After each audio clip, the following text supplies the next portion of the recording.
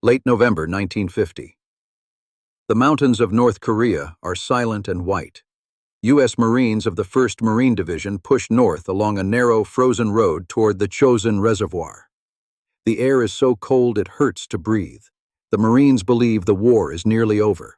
They are told they will be home by Christmas, but they are not alone. Hidden in the hills, an entire army watches and waits, unseen and unheard. Just weeks before, the Korean War seemed to be won. After a brilliant landing at a place called Incheon, United Nations forces, led by the famous American General Douglas MacArthur, had pushed the enemy far back. General MacArthur was sure that China would not enter the war. He ordered his troops to advance all the way to the Yalu River, the border with China. It was a bold move, based on the belief that victory was just days away. Leading the Marines was Major General Oliver P. Smith. He was a careful and thoughtful leader. He did not trust the reports that said the way was clear. He moved his division forward slowly, making sure his supply lines were strong. On the other side was General Song Shilun, commander of the Chinese 9th Army Group. He was a tough and experienced soldier. He knew these mountains perfectly and was determined to stop the American advance. General Song's plan was a giant trap. He used the steep hills and deep valleys around the Chosin Reservoir to hide his soldiers. He had over 100,000 men waiting in the snow. The idea was simple, but deadly. Let the Marines walk deep into the mountains. Then, surround them completely.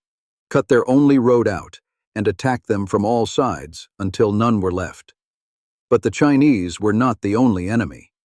The Marines faced another terrible foe: the cold.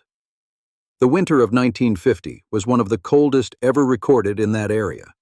Temperatures dropped to 30 degrees below zero, and sometimes even colder. The extreme cold was a weapon itself. Guns would freeze and refuse to fire.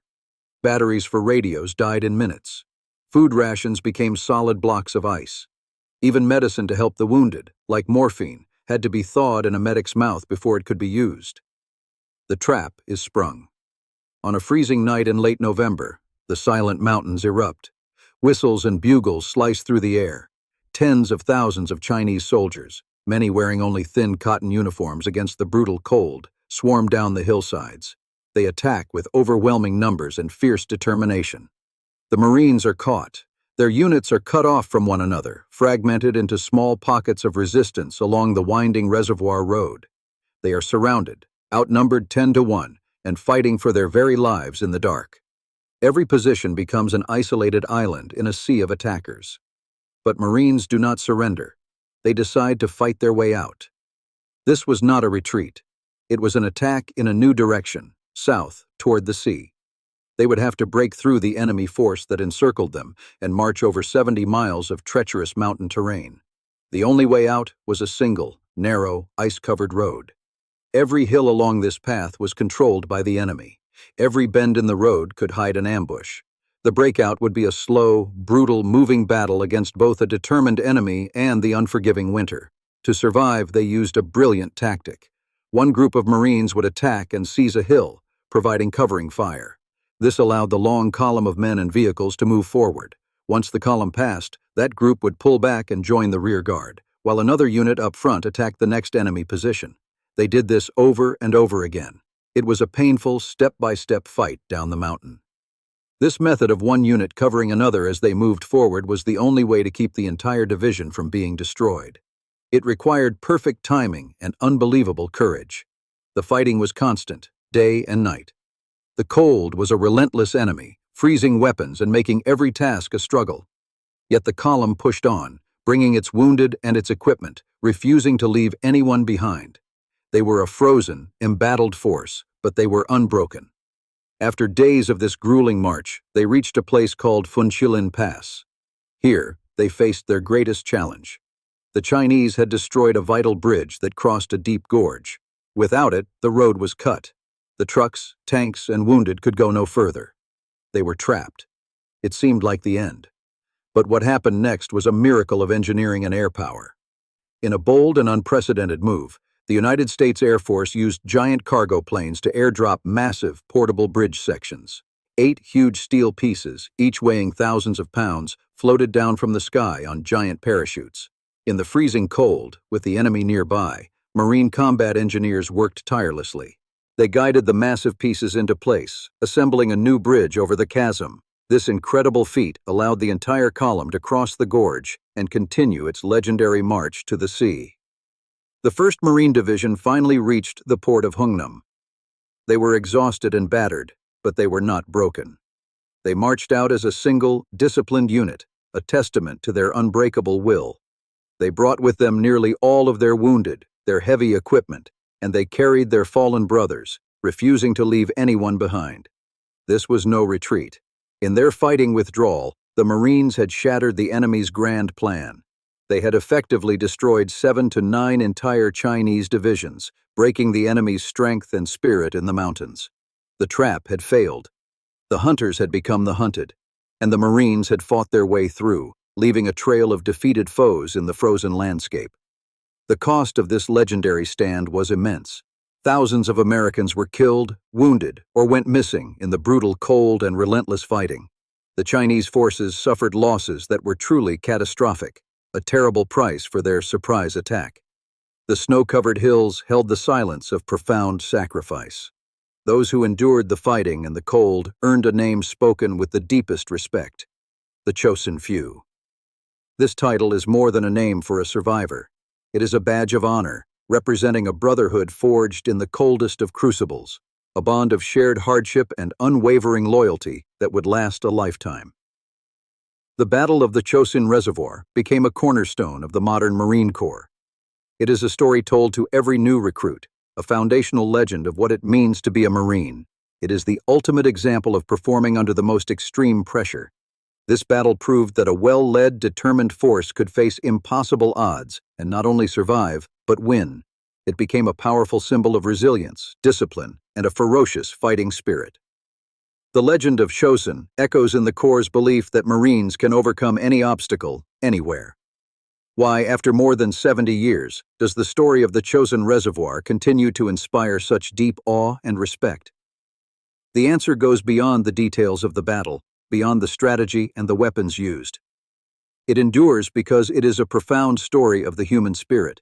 It is a timeless testament to valor against all odds, of endurance in the face of unimaginable hardship, and of the powerful, unshakable will to survive and bring your comrades home. The story of the Chosin Reservoir endures because it is more than a battle. It is a symbol of the unbreakable human will. It teaches us that true courage is not measured by winning against easy odds, but by fighting onward when all hope seems lost. The legend of the Chosin Few is a cold, bright star in the story of warfare. It reminds every generation that the real strength of a soldier is found not when victory is certain, but in how they stand together when defeat seems sure. This is why the battle for the Chosin Reservoir is legendary, a story of spirit etched in ice and fire, a lesson in valor that will never be forgotten. The lessons learned at Chosin Reservoir were paid for at a great price, but they would shape the future of the United States Marine Corps. The battle became a living textbook, studied by generations of leaders to understand how to fight and win when everything goes wrong. It showed that courage and smart thinking could overcome even the most terrible odds. One of the biggest lessons was the power of small unit leadership. In the chaos and cold, radio contact was often lost. Sergeants and corporals had to become generals on their small patch of ground. They made brave, independent decisions that saved their fellow Marines, proving that the strength of the Corps is not just in its commanders, but in every single Marine. The battle also forced the American military to completely rethink how it fights in the cold. The suffering at Chosin was a harsh teacher. It led to the creation of new cold-weather clothing, better equipment that worked in freezing temperatures, and special training to prepare soldiers for winter warfare.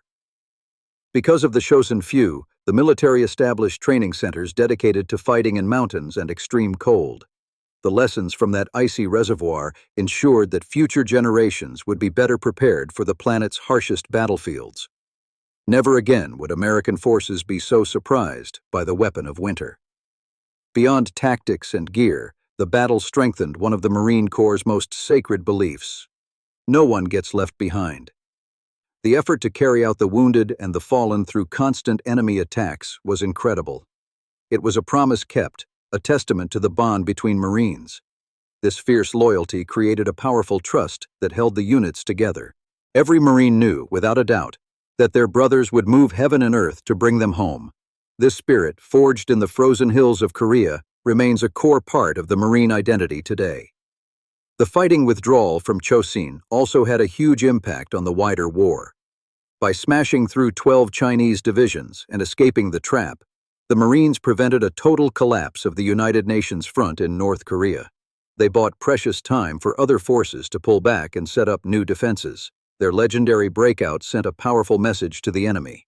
It showed that surrounding a Marine unit did not guarantee victory. Instead, it guaranteed a ferocious and costly fight. This changed how the enemy approached future battles, making them more cautious when facing the determination of the Corps. Today, the story of the Chosin Reservoir is a cornerstone of Marine Corps history. It is told to every recruit as an example of unbreakable will. The battle represents the ability to adapt, to fight with intelligence, and to never, ever quit, no matter how hopeless the situation seems. The legend of the Chosin Few endures because it is more than a story of a battle. It is a profound story of human spirit. It's about facing the deepest darkness and the bitterest cold and choosing to fight onward together. This is why Chosin Reservoir is, and always will be, a legendary Marine Corps battle.